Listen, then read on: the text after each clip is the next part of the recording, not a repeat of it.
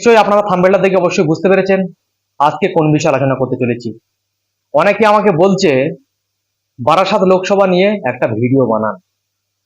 বারাসাত লোকসভা কেন্দ্রের যিনি আইএসএফ এর প্রার্থী তাপস ব্যানার্জি, তিনি শুধু লোকসভা বলেই নয়, বিধানসভা ভোটেও কিন্তু তিনি প্রার্থী হয়েছিলেন আইএসএফ এর। জুন মাসের 1 তারিখে বারাসাত লোকসভা কেন্দ্রে ভোট। যেখানে যেখানে জুন মাসের 1 তারিখে ভোট, যেখানে যেখানে আইএসএফ থাকবে আপনারা আইএসএফ কে ভোটটা দিবেন। আর খাস করে বলবো বারাসাত লোকসভা কেন্দ্রের 5 নম্বর বোতামটা আপনারা টিপে দেবেন। কত নাম্বার? 5 নম্বর বোতামটা আইএসএফ এর। দেখবেন খামের ছবি আঁকানো আছে, তাপস ব্যানার্জির ছবি আঁকানো আছে। 5 নম্বর বোতামটা আপনারা টিপে দিবেন। আর অন্য কোথাও যেন টিপবেন না, 5 নম্বর বোতামটা আপনারা টিপবেন। খাম চিহ্ন আইএসএফ, কোনো কথা হবে না, চুপচাপ খামে ছাপ। কি চুপচাপ খামে ছাপ?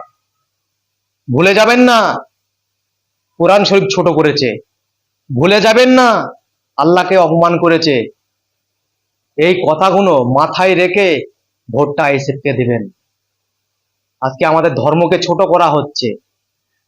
আমাদের রাজ্যের মুখ্যমন্ত্রী, যিনি একজন মুখ্যমন্ত্রী হয়ে কোরআন শরীফকে অপমান করেছে, তাদের দলের আরেক নেত্রী আল্লাহকে অপমান করেছে। এগুলো ভুলে যাবেন না। বারাসাত লোকসভা কেন্দ্রে জুন মাসের 1 তারিখে ভোট। চুপচাপ থামে চাপ 5 নম্বর বোতামটা আপনারা টিপে দেবেন। যেখানে যেখানে 1 তারিখে ভোট আছে সেখানে সেখানে কিন্তু আইএসএফ এর ভোট যেন পাই। প্রত্যেকটা মানুষকেই বলবো আইএসএফ কে ভোটটা দিবেন। শুধু ইসলাম ধর্ম বলেই নয়, হিন্দু ধর্মের উপরেও কিন্তু আঘাত দিয়েছে। আপনারাও কিন্তু একটু বুঝে শুনে ভোটটা দিবেন। আমার হিন্দু ভাইদেরকে আমি বলবো আপনারাও কিন্তু একটু দেখে শুনে ভোটটা দিবেন, কেননা আপনাদের ভগবানেরও কিন্তু অপমান করা হয়েছে।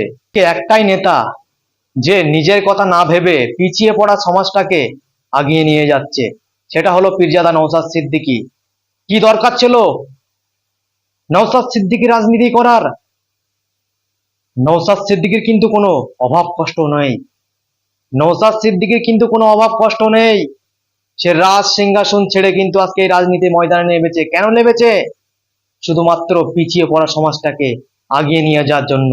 তাই আমি আপনাদেরকে একটাই কথা বলবো, যে মানুষটা নিজের রাজ সিংহাসন ছেড়ে আজকে রাস্তায় রাস্তায় ঘুরে বেড়াচ্ছে, সেই মানুষটাকে আপনারা একবার সুযোগ করে দিন। আপনারা তো অনেক দলকে সাপোর্ট করেছেন, আজকে একটিবার নওশাদ সিদ্দিকীকে সাপোর্ট করে দেখুন, একটিবার আইএসএফ কে ভোটটা দিয়ে দেখুন। আমরা তো অনেক দলকে ভোট দিয়েছি, কেন আমরা পারবো না নওশাদ সিদ্দিকীকে ভোট দিতে? কেন আমরা পারবো না আইএসএফ কে ভোট দিতে? একটিবারের জন্য নওশাদ সিদ্দিকীকে ভোট দিয়ে দেখুন, একটিবারের জন্য আইএসএফ কে ভোট দিয়ে দেখুন। আইএসএফ যেখানে যেখানে প্রার্থী দিয়েছেন সেখানে সেখানে আইএসএফ কে একটিবার জিতিয়ে দেখুন আপনারা। কেননা আমাদের অধিকারের জন্য কেউ কিন্তু আওয়াজ তোলে না, কেউ কিন্তু কথা বলে না। এই একটাই নেতাকে দেখি আমরা, নওশাদ সিদ্দিকী।